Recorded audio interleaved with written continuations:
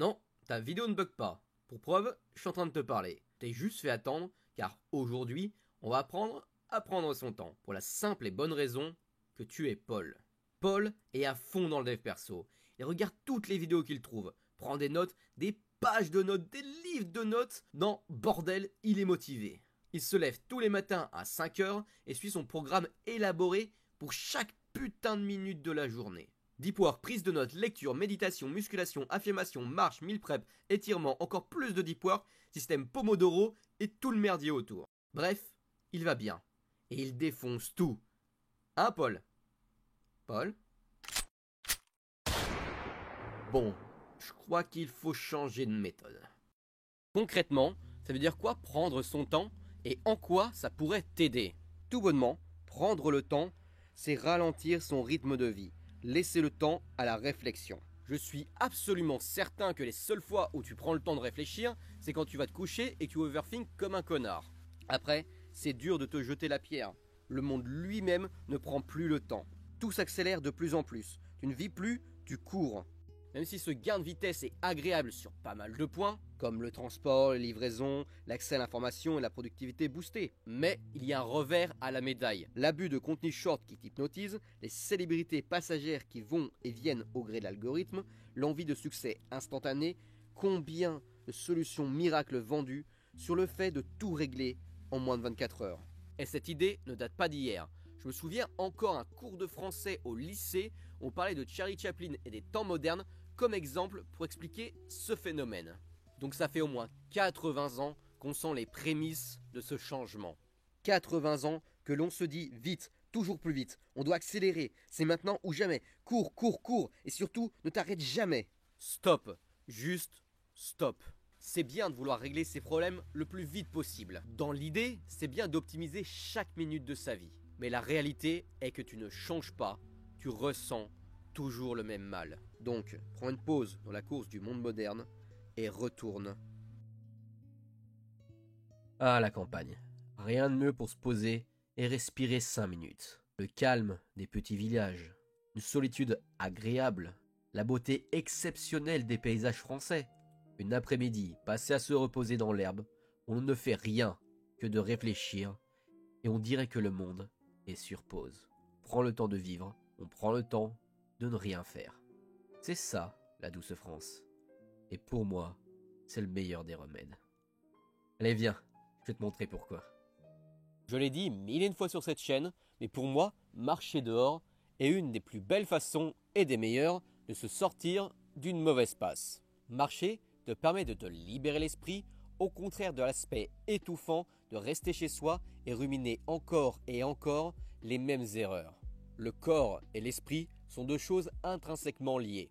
Si tu agis physiquement, cela aura un impact sur ton mental, et vice-versa. On met souvent le corps en arrière quand il s'agit de régler des problèmes mentaux. Mais c'est une partie intégrante de la solution. Et en plus, on a de la chance en France. Peu importe où tu vas te balader, tu vas trouver un endroit absolument magnifique. Alors quitte ta queue de LOL ou de CS si tu as du goût, et touche de l'herbe putain, va dehors. De une, ça va t'éclaircir les pensées, et de deux, tu vas arrêter de perdre de l'élo comme le gros noob que t'es. Profite de l'effet cathartique des plaines, des forêts, des montagnes et des plages. Peu importe le lieu, utilise le pouvoir de la nature afin d'affronter tes pensées. Eh oui, ça fait du bien d'être seul. Mais ça, je pense que tu le sais déjà. Là, on va pousser la solitude à un cran au-dessus. C'est-à-dire aucune interaction humaine. Aucune. Bon, là tu dois te dire, bah oui, c'est le principe connard. Sauf que tu dis ça en étant sur ton téléphone à 23 h au lieu d'aller coucher pour l'école demain. Va te coucher, frère. Mais tu n'es pas vraiment seul, car après tout, je suis là. Peut-être pas en présence directe, certainement pas en live, mais je reste la présence d'un autre être humain. Et c'est pareil pour tout le contenu que tu vas consommer. Même un livre, tu ressens la présence de la personne qui écrit. Et encore pire si c'est de la musique, tu entends directement la personne. Ce qu'il te faut, c'est la vraie solitude. Pas de livre, pas de musique, pas de vidéo, même les incroyables de Panthéo. Abonne-toi, non. Il te faut une vraie solitude. T'es pas convaincu? Peut-être que j'abuse un peu trop, genre avec les livres par exemple. Alors tu sais quoi? tu vas essayer. Demain, tu te balades au pif où tu veux, sans livre, sans musique, sans vidéo, sans podcast, sans rien, et tu verras la différence. Tes pensées vont affluer. Et d'ailleurs, tu nous feras un retour par commentaire. Je te remercie d'avance pour ton expérience. Mais bon, pour l'instant, c'est le temps de rentrer. On regardera la suite à la maison. Oh, tranquille, tu vas un peu vite sur ce coup. Pourquoi être aussi pressé? Prends le temps de te balader, d'explorer, voire de te perdre. Les 3/4 du temps, c'est pas une mauvaise chose, bien le contraire. Ça te permet d'explorer une nouvelle partie de ta ville et ton environnement, et surtout, de ton esprit. Vois ça comme une mini-aventure. Prends les chemins que tu n'as pas l'habitude de prendre. Fais des détours. Si tu vois une rue dans laquelle tu n'es jamais allé, vas-y, profite, explore. Sauf si c'est le 93. Là, pense à ta vie. Mais sinon, va pour l'aventure. Le sentiment de découverte est un excellent break après tant de réflexion. Tu n'es pas brutalement déconnecté de tes pensées. Tu en laisses le temps de partir. Ou, au contraire, dépendamment de ton état, tu veux pousser l'introspection encore plus loin. Donc, prends ta carte de bus, prends tes clés, balance-les et prends le chemin le plus long. Ah, ça fait du bien de rentrer après une bonne journée de marche. J'ai beaucoup réfléchi et ça va mieux quand même. Mais j'ai l'impression qu'il manque quelque chose. Je sens que je bloque sur quelques idées. Bon, temps de lire ou me taper une vidéo de 3 heures d'analyse. Ça passe aussi. Bon allez, va pour la vidéo. Je me lancerai bien une petite game d'Earth of Fire en même temps, histoire de me mettre bien. Bah non connard, je suis certain que rien ne t'a choqué sur le passage précédent. Bon, peut-être à part l'invocation du nom maudit qui a te volé 1000 heures de ta vie. Mais sinon, rien de bien méchant, n'est-ce pas? Eh bien, tu as tort. Allez, abonne-toi, mets like, le commentaire et check mon bonsaï dans la description. Bon, allez, plus sérieusement, on va s'attaquer aux piliers du contenu et des règles de consommation. Déjà, tu vas pas faire la même connerie que moi au début, tu vas faire une chose à la fois. Je sais que c'est dur de ne pas avoir 2 écrans à la fois en mode ADHD TikTok de merde. Mais je pense, et c'est sûrement logique d'ailleurs, que te concentrer uniquement sur la vidéo analyse, ou le contenu en particulier que tu veux consommer, est une façon bien plus efficace de retirer le message voulu par le créateur afin de te donner des pistes de réflexion. Bon, avec les livres c'est pas compliqué, dur de faire autre chose en lisant.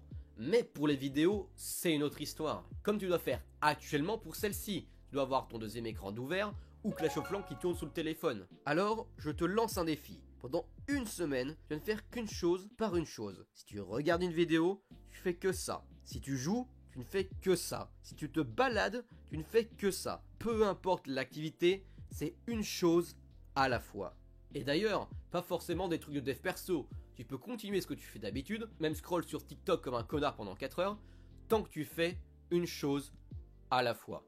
Ça va te permettre de faire une cure de concentration comme j'aime bien l'appeler, ainsi que te faire rendre compte que la vie va beaucoup plus lentement si tu fais cela. En plus de te ralentir et de rejoindre l'idée de Douce France, tu vas retenir beaucoup mieux les informations, ce qui, à leur tour, t'aideront à développer ta réflexion et donc te permettra d'aller mieux. On arrive au dernier pilier de ce chemin solitaire. Et pour te l'introduire, je vais te raconter une petite histoire. Désormais, ta tête est pleine à craquer d'idées, mais tout est un peu brouillon.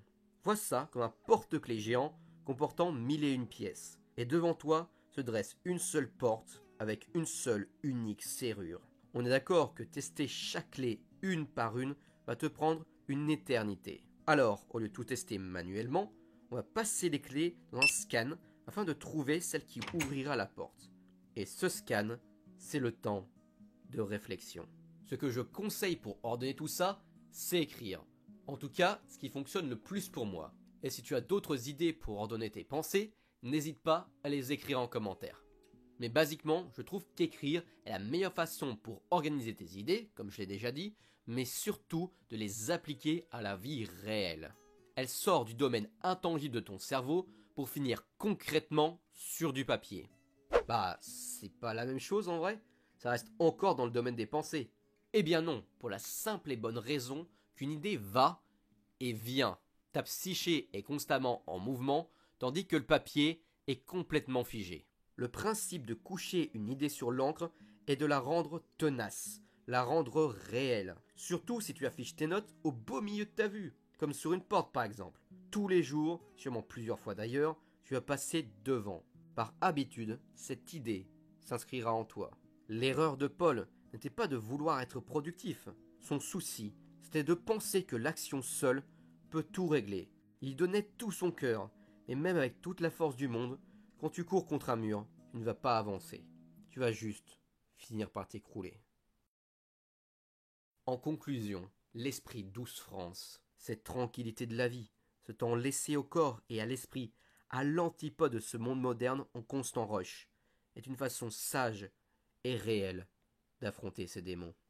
Relâche-toi, respire, pense, marche, explore, écris, et tu finiras par trouver la bonne clé. Voilà, j'espère que cette vidéo t'a plu. Excuse-moi pour le long moment à attendre pour justement cette vidéo, car bon, j'étais parti 3 mois en Corée, j'ai mis 1 mois à récupérer le merdier sur lequel je tourne cette vidéo, et en vrai, j'avais pas mal perdu, pas la motivation, mais l'envie de faire des vidéos. Mais là, après moult réflexions, moult douce France, ça va beaucoup mieux, et je sais maintenant ce que je veux faire. Donc, il y aura des prochaines vidéos pour la suite, peut-être du changement sur le principe du contenu, peut-être raconter des histoires, avoir un fil rouge. À voir, je me débrouillerai tout seul là-dessus.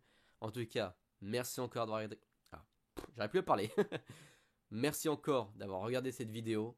Et j'ai plus qu'une chose à te dire. Dream on.